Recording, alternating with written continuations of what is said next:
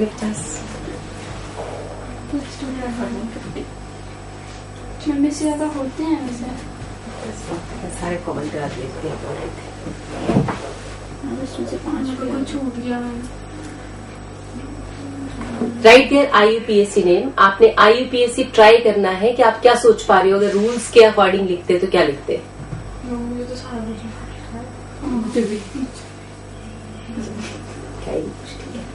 मुझे यार इजी बस अब दिमाग खत्म। मैं एक मिनट पहले खाली लिखने दो, उसके बाद देखते हैं।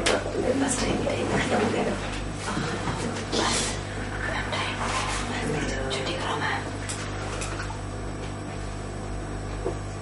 बस ये आज के आंसर सुना के आप छुट्टी कर दोगे। 2 मिनट से फिनिश। पता नहीं उसके बाद ही चैप्टर स्टार्ट होगा। भाई मामा तो पिछले 5 लेक्चर से ऐसे ही कह रहे हो चैप्टर शुरू है।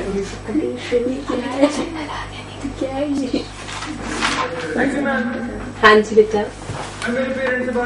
इथॉक्सी बेंजीन समाना सेंटर, ये दोनों तो आपको आते थे IUPAC। इसके बाद ये नाइट्रोबेंजीन था, ये भी बहुत आसान है, है ना?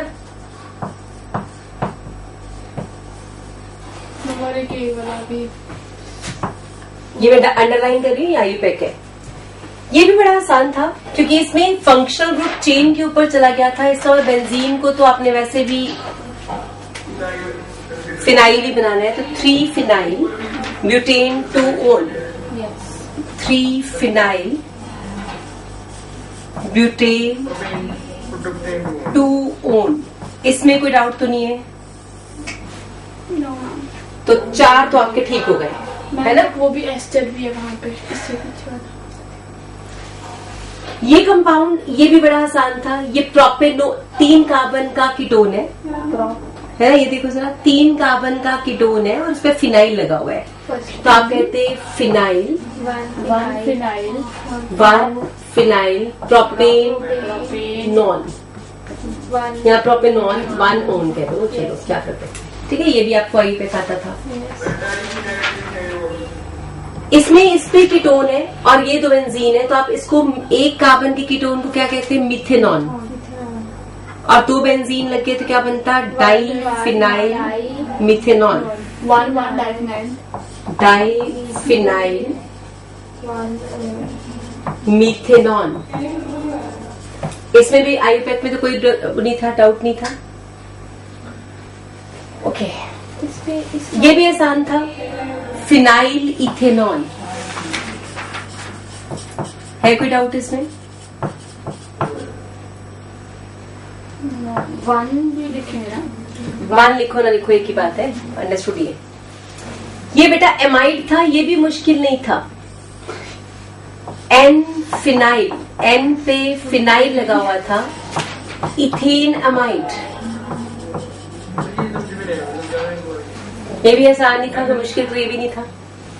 आप मैंने अंडरलाइन कर दिए। इतना तो हम अपने रूल्स रेगुलेशंस इन सब के हिसाब से सोच सकते थे। कौन सा वाला बेटा? ये एमाइड है ना, देखो CH3CONH2। अगर यहाँ पे H होता तो आप कहते इथेन अमाइड है। हाँ जी, हाँ वो H की जगह पे फिनाइल लग गया ना, तो हमने कहा N के ऊपर क्या लगा हुआ है? Phenyl. N phenyl ethane amide.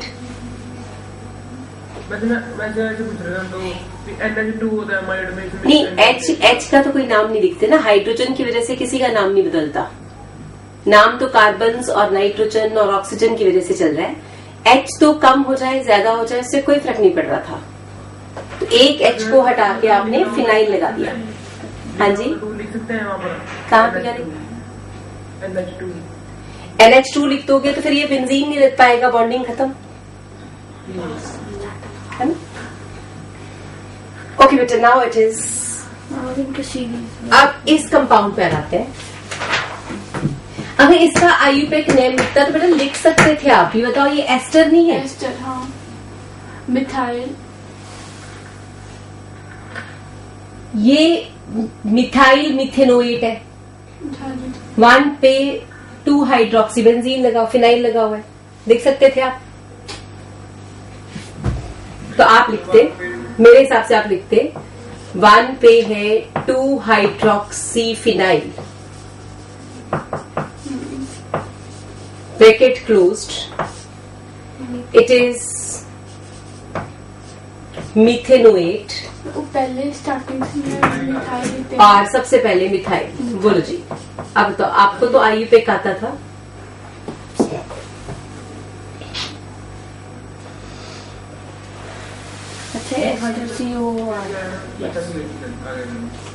सोच लो सारे, अब मेरे ख्याल से मैंने 2 को छोड़ के बाकी सबके IUPAC लिख दिए। CH3 बेंजीन पे लगा तो उसका नाम रखा गया टॉलुइन। ठीक है, तब इसका नाम कर देते हैं नाइट्रो लगा 2 1 2 3 4 5 6 2 4 6 6 तो बनाएंगे tri nitro 2 4 6 tri nitro toluene. यही इसका आंसर होता है और इसको हम कॉमनली कहते हैं TNT, ट्राई नाइट्रोटॉलुइन। अब आप मुझे इसका नाम बताओ। इसको कहते हैं हम 2 4 6 ट्राई नाइट्रो OH के क्या फिनोल। इसका नाम बन जाएगा 2 4 6 ट्राई नाइट्रोफिनोल। ठीक है जी, और ये कॉमनली कहलाएगा picric acid. This is called picric acid. अब मुझे बस इनके कॉमन नेम्स लिखने हैं। IUPAC मैंने आपको सारे बता दिए, 2 के कॉमन भी बता दिए।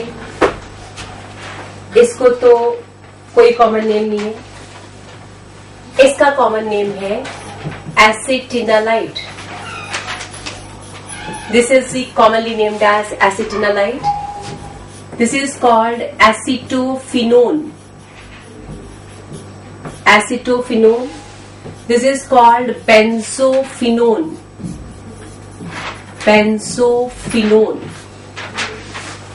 It is propiophenone.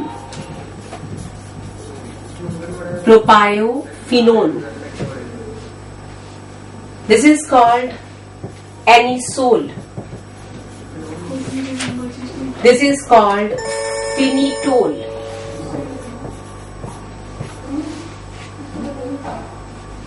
And this is called methyl salicylate. फिनिटोल है ना? Phenitol. And the last is called methyl salicylate. प्रोपियोफेनॉल लिखा आपने Propiophenone. Propiophenone. इसका कोई नहीं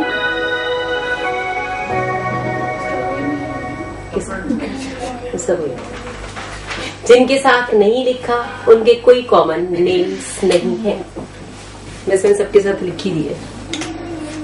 देखो इसका कॉमन नेम भी है, मैं इसको रेड ब्रैकेट में कर देती हूँ, कॉमन ही था। इसका भी कॉमन नेम है, सिर्फ इनमें से 2 के कॉमन नेम नहीं है, बाकी सबके कॉमन नेम्स थे।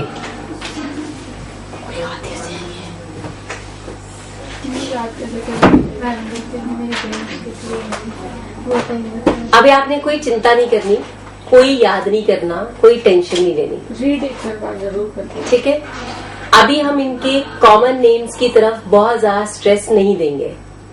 जब मैं आपको चैप्टर्स कराऊंगी तो अपने आप ही कॉमन नेम्स याद होंगे, क्योंकि जब आप सुनते हो किसी का भी कॉमन नेम, किसी का भी नाम बिना सुने तो याद हो नहीं जाता।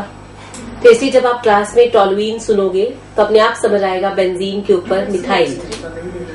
ठीक है, जब क्लास में हम कहेंगे फिनोल तो आपको समझ आएगा बेंजीन के ऊपर OH। ठीक है, इसकी बहुत बड़ी टेंशन नहीं लगाएंगे अपने दिमाग को। आज पता चला दिल पकड़ के बैठ गए, हाय रब्बा ये क्या हो गया हमारे साथ। ओके, तो you are not suppose to learn, मतलब टब मारने की कोई जरूरत नहीं है। फिलहाल सिर्फ IUPAC सिस्टम आपको समझ आना चाहिए, और कुछ नेम्स जिनको हमने कॉमन को ही IUPAC में एक्सेप्ट किया है वो आपको याद होने चाहिए। जैसे बेंजोइक एसिड क्या है, बेंजाल्डिहाइड क्या है, फिनोल क्या है, दिस यू मस्ट नो। ठीक है जी, that's all about your nomenclature of organic compounds. We are finished with the nomenclature of organic compounds. हाँ जी बच्चे बोलो।